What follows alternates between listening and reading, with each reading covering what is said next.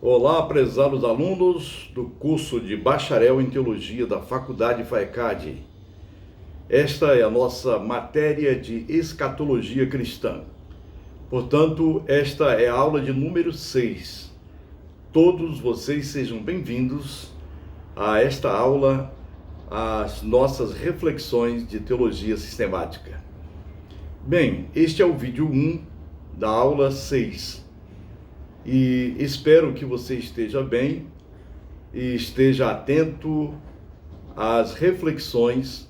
E a reflexão de hoje é uma temática pouco falada na teologia sistemática, escatologia.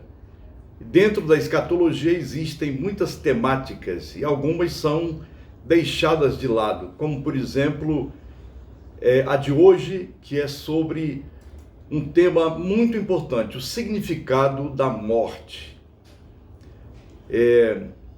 Você sabe que nos vídeos passados, logo no início, nós apresentamos aqui no plano de ensino e também através dos vídeos que a escatologia, segundo os melhores escatólogos, se divide em duas partes fundamentais.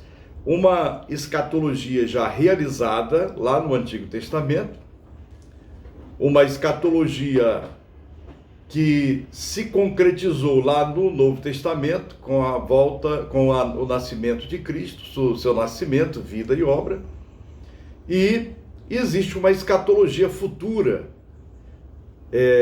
Os eventos que eram preditos e profetizados no Antigo Testamento, no Novo Testamento se cumpriram, não na sua maioria, mas numa boa parte.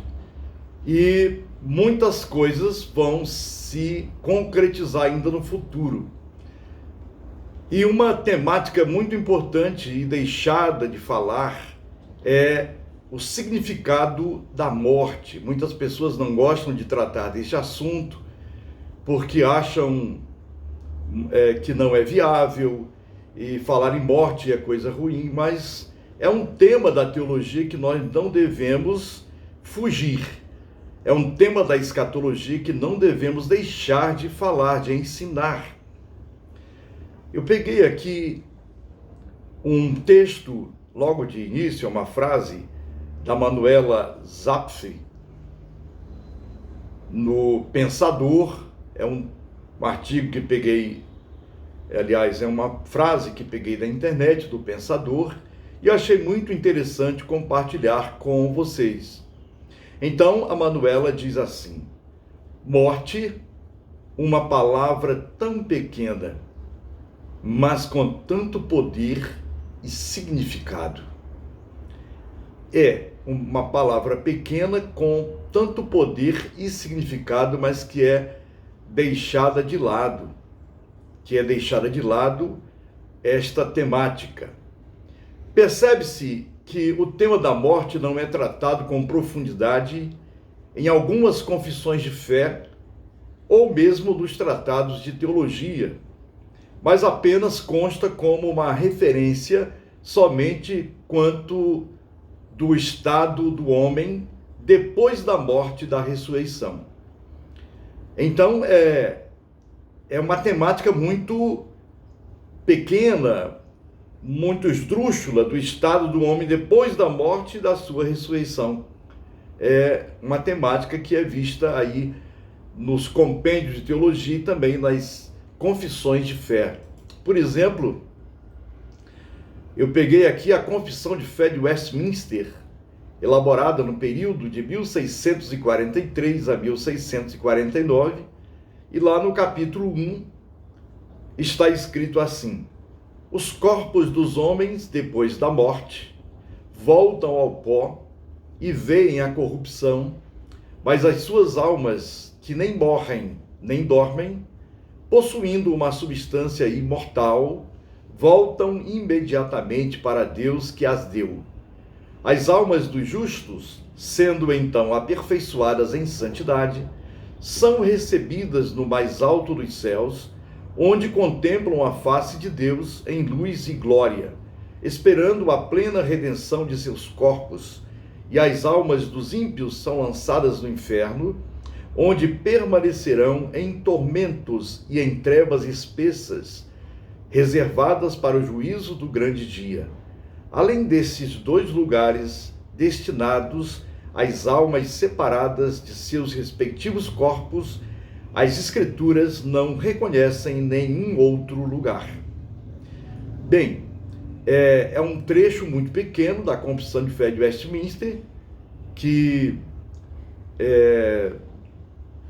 afirma tratar de escatologia, mas que na realidade esconde o tema e não diz com profundidade o significado do que está contido aí sobre escatologia, a morte, por exemplo, né? E o estado das pessoas depois que partirem desta vida para outra.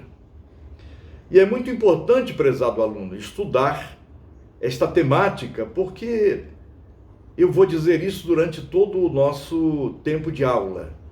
Por que há uma necessidade? Porque no mundo em que vivemos, há uma banalização do tema da morte. O tema da morte tem sido banalizado e recalcado na esfera biosocial. Para recalcá-la, a sociedade esconde-a. Para banalizá-la, expõe-na em quantidade abundante nos meios de comunicação de massa. Os meios de comunicação de massa bombardeiam as mentes das pessoas com doses de insensibilidade em relação à morte, que é a experiência mais radical do ser humano, a experiência mais radical do homem.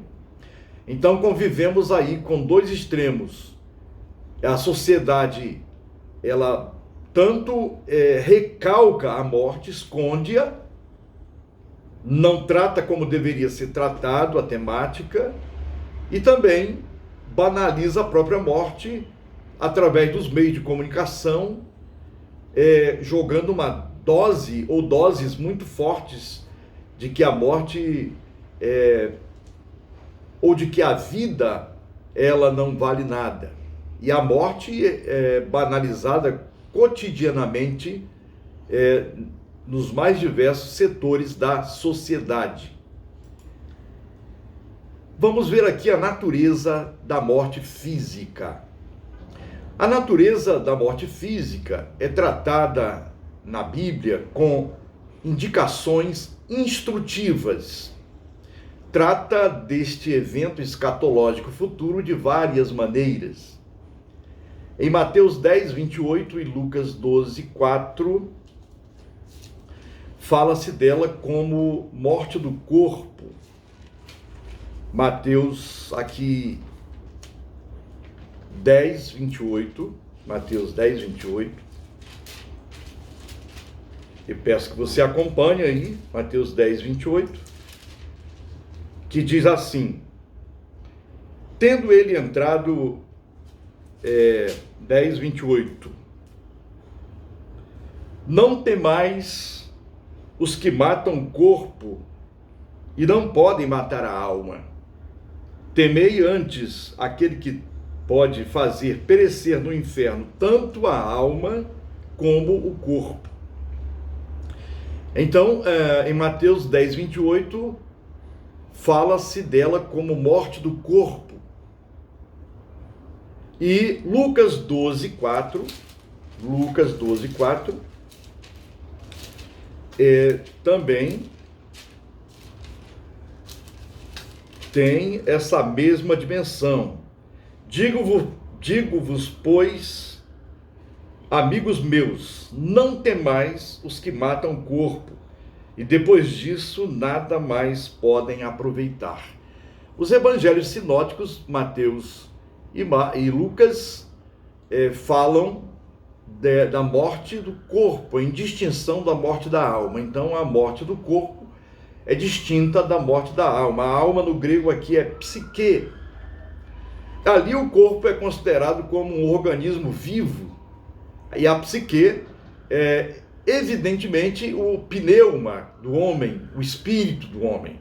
o elemento espiritual que constitui o principal da sua vida natural. Ainda sobre a natureza da morte física, este conceito de morte natural também é visto em 1ª Epístola de Pedro 3, 14 a 18. Você pode conferir depois nos slides que estou apresentando. Já em outras passagens é descrita como o término da psique, isto é, da vida animal, anima, vida no latim, ou como a perda desta vida. Segundo Mateus 2:20, Marcos 3:4, Lucas 6:9, Lucas 14:26, João 12:25, João 13:27 e 38, Atos dos Apóstolos 15:26, 20 e 24 e também em outros textos bíblicos mostram assim, portanto, o que acabamos de descrever como o término da psique, da vida animal, a morte, e finalmente é descrita como a separação do corpo e da alma em Eclesiastes 12:7. O espírito deixa o corpo e o corpo vai para a terra e o espírito volta para Deus. É Eclesiastes 12:7. E é bom comparar com Gênesis 2:7. Lá em Gênesis 2:7, Deus soprou lá do ser humano o fôlego de vida, Gênesis 12:7, e o ser humano o homem se tornou um Nefesh Hayah, uma alma vivente, um ser vivo. Lá em Gênesis 2:7, então você vai encontrar a seguinte palavra: então formou o Senhor Deus ao homem do pó da terra e lhe soprou nas narinas o fôlego de vida, e o homem passou a ser alma vivente. A palavra alma vivente é Nefesh Hayah, é um ser vivo, é uma alma vivente, é um ser que vive. Portanto, um corpo sem o espírito, ele é um cadáver. E um espírito sem um corpo é apenas um fantasma, é um ghost. E na próxima gravação, no próximo vídeo da nossa aula 6, continuaremos a falar deste assunto tão importante da teologia sistemática e particularmente da escatologia cristã. Até lá, um grande abraço.